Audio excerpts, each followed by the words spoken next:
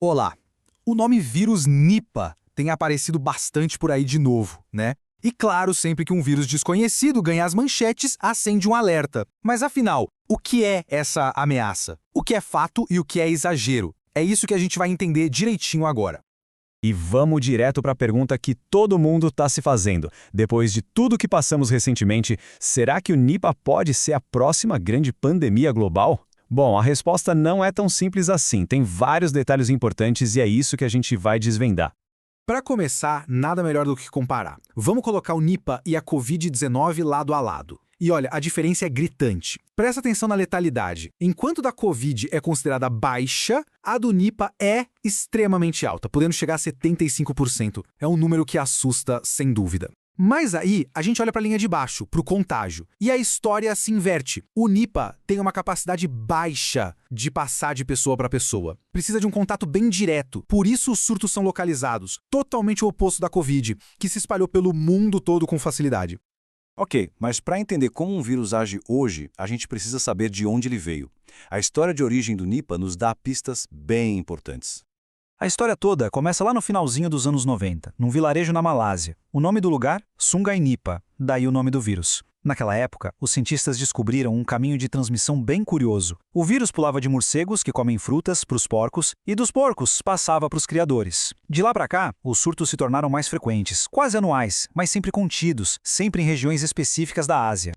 E aqui está o dono original do vírus. Esses morcegos, conhecidos como raposas voadoras, são o que a ciência chama de reservatório natural. Pensa assim, o vírus mora neles, mas geralmente não os deixa doentes. Eles convivem com o Nipah e o mantêm circulando na natureza. E olha que interessante, o jeito que as pessoas se infectam hoje em dia mudou. Na maioria dos surtos mais recentes, o porco saiu da equação. O caminho ficou mais direto. Um morcego infectado contamina um alimento. Um exemplo muito comum é a seiva da tamarela, que as pessoas coletam em potes abertos. Aí alguém vai lá, consome essa seiva crua e acaba se infectando. Beleza, já sabemos a origem e como ele se espalha, mas agora vamos ao que interessa. Por que a Organização Mundial da Saúde considera o Nipah uma ameaça tão séria? O que acontece quando ele entra no corpo de uma pessoa?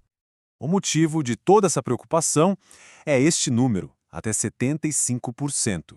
Vamos parar um segundo para pensar no que isso significa. Em alguns surtos, a cada 4 pessoas infectadas, 3 acabam morrendo. É essa letalidade brutal que coloca o Nipah na lista dos patógenos mais perigosos do mundo. E a doença avança de forma muito rápida e devastadora. Começa parecendo uma gripe forte, febre, dor de cabeça, dores no corpo. Mas isso evolui muito rápido para a fase aguda. Quando o vírus ataca o cérebro, causando tontura, confusão mental, são sinais de encefalite, uma inflamação cerebral gravíssima. E na fase crítica, nos casos mais severos, a pessoa pode ter convulsões e entrar em coma em questão de 24 a 48 horas. Bom, diante de um quadro tão grave, a pergunta mais importante é óbvia. Existe alguma forma de combater o vírus? Temos remédio ou vacina? E a resposta, infelizmente, ainda é não. Até o momento, não existe nenhuma vacina ou tratamento antiviral específico para o Nipah. O que a medicina oferece é o que a gente chama de cuidado de suporte. Ou seja, manter o paciente no hospital com todos os cuidados intensivos, tratando os sintomas para dar uma chance para o próprio corpo da pessoa lutar contra a infecção. Um vírus perigoso, assim, é um prato cheio para desinformação, que se espalha até mais rápido que o medo. Então agora vamos fazer algo essencial, separar o que é mito do que é fato. Esse aqui é talvez o mito mais importante a ser desmentido. Muita gente entra em pânico achando que o Nipah se espalha pelo ar, mas não. Ele não se espalha assim. A transmissão precisa de contato direto com fluidos corporais de alguém doente ou com aquele tipo de alimento contaminado. Entender isso é fundamental para evitar o pânico. Outro mito comum é pensar que o Nipah é uma novidade que surgiu do nada. Também não é verdade. A ciência conhece e estuda esse vírus há mais de 2 décadas, desde aquele primeiro surto em 98. Ele é uma ameaça conhecida e vigiada, não uma surpresa. Ok, entendemos a situação lá fora, mas e aqui pra gente? Qual é o risco real para o Brasil? A resposta oficial das nossas autoridades de saúde é bem tranquilizadora. O Ministério da Saúde classifica o risco para o Brasil como muito baixo. Mas por quê? O principal motivo é biológico, é a natureza jogando a nosso favor. Lembra daquele morcego, a raposa voadora, que é o reservatório natural do vírus? Então, Essa espécie simplesmente não existe aqui no Brasil. E sem o hospedeiro principal para manter o vírus circulando, o ciclo de transmissão não consegue nem começar por aqui.